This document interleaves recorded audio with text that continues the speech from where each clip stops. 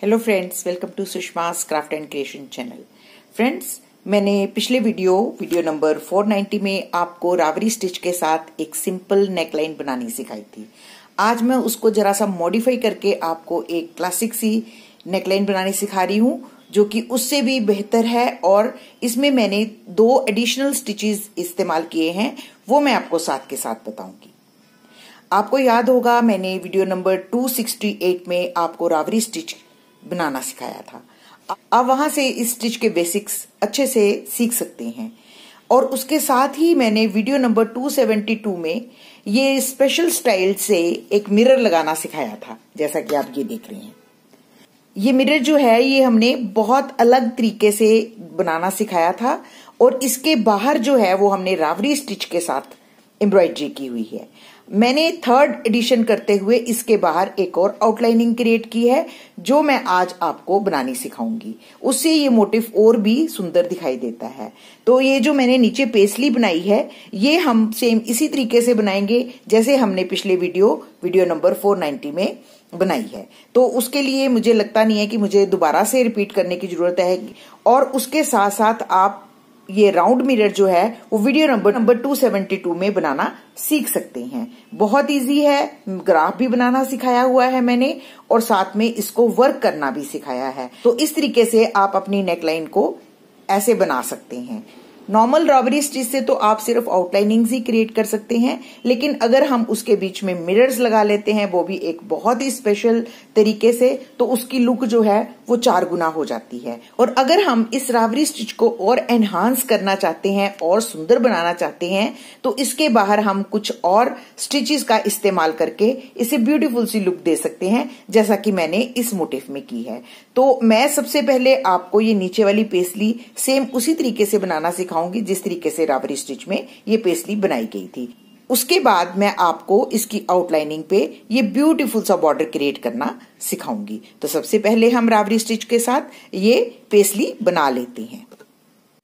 First row हम नीचे जब स्टिच लेते हैं तो यूं थ्रेड को आगे रखते हैं, और जब ऊपर का स्टिच लेते हैं तो हम सिंपली भी लेकर स्टिच को लेकर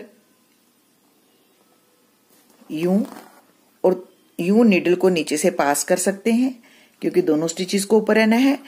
या फिर हम ऊपर वाले स्टिच को भी ऐसे ही थ्रेड को आगे रख के ले सकते हैं।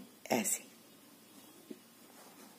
थ्रेड हमारा आगे है और ऐसे हमने स्टिच को लिया, तो इसको ऐसे खींचेंगे तो ऑटोमेटिकली ये ऊपर से नीचे की तरफ आ जाएगा। ये देखिए। तो आप दोनों तरह से ले सकते हैं, जैसे आपको कन्वीनियंट लगे।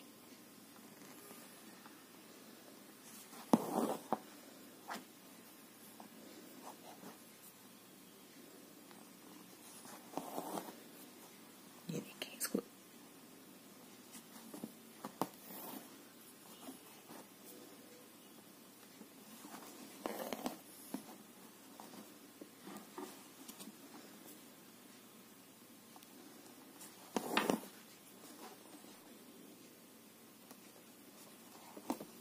इस तरीके से बनाना भी बहुत ही कन्वीनियंट होता है। अब हमने इसको बेंड करना है। बेंड करने का तरीका मैंने आपको पहले भी समझाया है, बहुत इजी है। आपने बाहर से यूं स्टिच लेते हुए बेंड करना है। आगे थ्रेड आगे रखते हैं, और जब इस तरफ लेना है तो ये चीज चेक कर लेनी है, ये दोनों स्टिचेस नीचे हैं, इनको हमने उठा लेना है। बस इतना सा आपने ख्याल रखना है। और उसके बाद आपने सेम उसी तरीके से स्टिचेस लेते जाना है। ऐसे ये देखो, अब भी मैं सीधा स्टिच लेके उसको ऐसे कर रही हूं, उससे भी ये बिल्कुल परफेक्ट बनता है।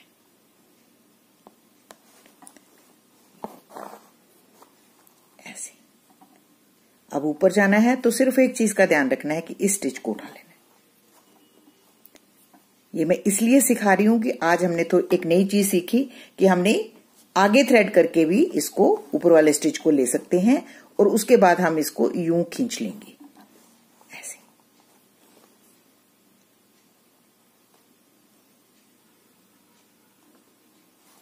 अब इस स्टिच को लेने के लिए भी आगे थे। बस थ्रेड को बस आपने आगे ही रखना है, उससे आपका मोटिफ बिल्कुल परफेक्ट बनेगा। तो बस यही एक नई मॉडिफिकेशन मैंने आपको समझानी थी। अब आप सेम इसी तरीके से ये पूरा वर्क करते हुए फिर उसके बाद इसकी फिलिंग भी कर सकते हैं। देखिए फ्रेंड्स, हमने राबरी स्टिच के साथ ये पेसली बना ली है। अब हम इस पेसली को और स्टिचेस के साथ डेकोरेट करते हुए आउटलाइनिंग बनाएंगे, जैसे हमने ये नेक लाइन पे आउटलाइनिंग बनाई है। तो आप देख सकते हैं हमने हर एक एज के ऊपर French not with lazy stitch बनाया है। तो इसी तरीके से हम यहाँ पे भी देखें कैसे बनाते हैं। सबसे पहले हम फ्रेंच नॉट बनाते हैं, 2 रैप्स की फ्रेंच नॉट ऐसे हर एक एज के ऊपर। हम सिर्फ बाहर वाली रो में फ्रेंच नॉट्स लगाकर एजिंग बनाते हैं। ये देखिए, सबसे पहले फ्रेंच नॉट, फिर उसके बाद इसके बेस में हम अपनी निडल को निकालते हैं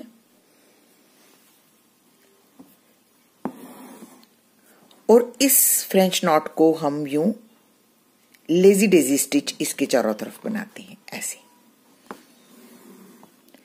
ये सारा वर्क हम हल्के हाथों से करते हैं ताकि ये सुंदर सा एक पेटल बन जाए। फिर से देखें हम किस तरीके से बनाते हैं। ये जो हमारा पॉइंट है, इस पॉइंट के ऊपर हम सबसे पहले एक 2 रैप्स वाली फ्रेंच नॉट बनाते हैं ऐसे।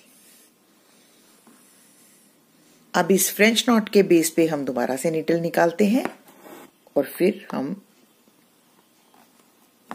इसके चारों तरफ यूं थ्रेड को रैप करते हुए हल्के हाथों से खींचते हुए यूं एक लेस डेजी स्टिच बनाते हैं।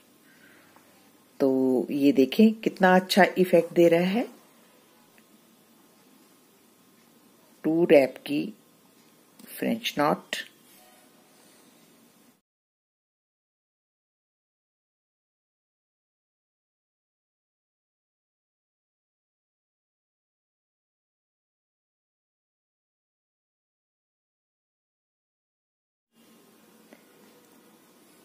सारा वर्क हम बहुत ही हल्के हाथों से करते हैं। हल्के हाथों का मतलब हम बहुत आहिस्ता से थ्रेड को खींचते हैं। जोर से खींचेंगे तो फ्रेंच नॉट भी ढंग से नहीं बनेगी और उसकी लुक भी अच्छी नहीं आएगी। तो यूं सबसे पहले हम हर एज के ऊपर French not with lazy Daisy stitch बना लेंगे।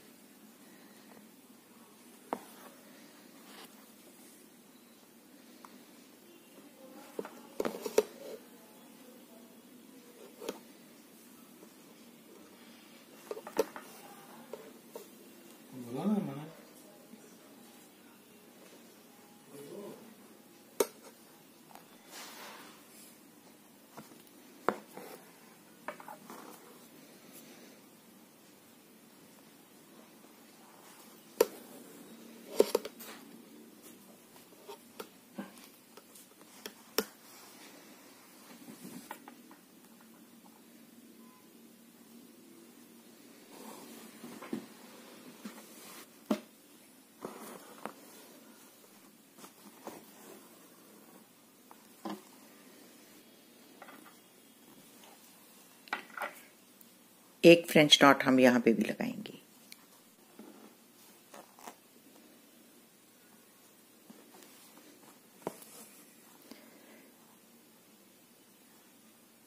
तो आप देख सकते हैं French not with lazy Daisy stitch ये कितना अच्छा इफेक्ट देता है। और जब हम इसको चारों तरफ बना लेते हैं तो इसकी लुक बिल्कुल ही डिफरेंट हो जाती है और बहुत ही ब्यूटीफुल लगती है। अब इन गैप्स के बीच में भी हम ग्रीन कलर से छोटे छोटे से फ्लोरेट्स बनाएंगे, जैसे हमने इस नेक लाइन के चारों तरफ बनाए हैं। अब हमने ग्रीन कलर की 6 स्ट्रैंड जो हैं वो नीडल नंबर 6 में डाल लिए हैं। अब इन दोनों गैप्स के बीच में एक लेजी डेजी स्टिच बनाते हैं। उसके लिए हम एक स्टिच लेते हैं यूं और इसके ऊपर से अपने थ्रेड को 4 टाइम रैप करते हैं। 1 2 3 and 4। ये 4 रैप्स आपको निडल पे दिखने चाहिए। इन रैप्स को लेने के बाद हम इसे यूं निकालेंगे। ये एक तरह से लेजी डेजी स्टिच ही बनता है, बुलियन नॉट के साथ टकिंग है इसकी, ये देखें ऐसे। और उसके बाद इसके सामने बिल्कुल हम इसको टकिंग कर देंगे। यूं टकिंग करने के बाद हम इसके दोनों तरफ एक एक स्ट्रेट स्टिच लगाएंगे। इसकी साइड से ही नीडल निकालते हुए नीचे टकिंग करेंगे और इस तरफ भी हम यूं ही स्ट्रेट स्टिच के साथ एक टकिंग करेंगे। तो इस तरीके से इस गैप में एक बड सी क्रिएट हो जाती है ग्रीन कलर की, जो कि देखने में बहुत ही सुंदर लगती है। फिर से देखें, हम ये जो गैप है इस गैप में से नीडल निकालते हैं। फिर उसके बाद हम यूं थ्रेड को आगे को रोटेट करते हुए इसके ऊपर 4 रैप्स लेते हैं। रैप्स लेने के बाद हम नीडल को निकालते हैं। तो ये बहुत सुंदर एक लेजी डेजी स्टिच, जिसकी टकिंग जो है वो बुलियन नॉट के साथ हो रही है। तो इस स्टिच का एज इट इज तो कोई नाम नहीं है, लेकिन आप इसको lazy Daisy with Boolean not कह सकते हैं। और ये अब एक मॉडिफिकेशन है। अब इसके दोनों तरफ एक एक स्ट्रेट स्टिच लेते हुए वी बनाएंगे। नेक्स्ट गैप में नीडल निकालेंगे।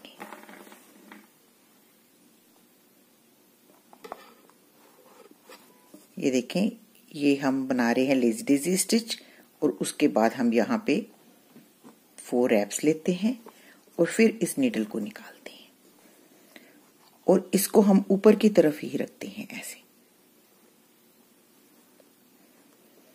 क्योंकि ग्रीन कलर के साथ बना रहे हैं इसलिए शायद आपको इतना क्लियर ना हो। टकिंग करने के बाद हम इसके दोनों तरफ एक एक स्ट्रेट स्टिच लगाते हुए वी बनाएंगे, जो कि इसे बहुत सुंदर एक बड का इफेक्ट देगा।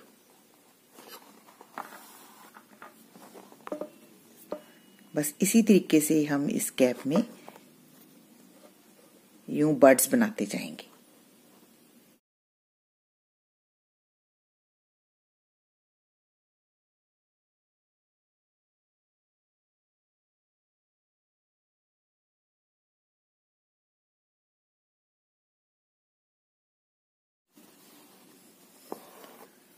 दोनों तरफ एक एक स्ट्रेट स्टिच लेते हुए वी बनानी। बस इतना सा वर्क करते हुए आपने सारे गैप्स को फिल कर लेना है। देखें, जिस तरीके से लेजी डेजी स्टिच बनाते हैं सेम उसी तरीके से है, सिर्फ हम इस नीडल के ऊपर 4 रैप्स रखते हैं और उसके बाद हम नीडल को यूं ऊपर की तरफ रखते हुए खींचते हैं ऐसे, और इसकी बिल्कुल फ्रंट पे टकिंग करते हैं। उसके बाद हम दोनों तरफ एक एक स्ट्रेट स्टिच लगाते हुए यहां एक वी बनाएंगे।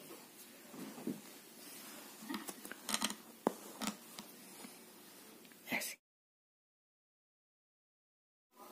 तो देखिए फ्रेंड्स, हमने पेस्ली भी बना ली और इसके बीच में स्कैटर्ड मोटिव के रूप में छोटे स्क्वायर्स भी बना लिए। ये भी मैंने आपको वीडियो नंबर 268 और 490 में बनाने सिखाए हैं। आप वहां से भी इसको सीख सकते हैं। तो ये पूरा मोटिव बहुत ब्यूटीफुल बनके रेडी हुआ है। मैं अभी आपको दिखाती हूँ।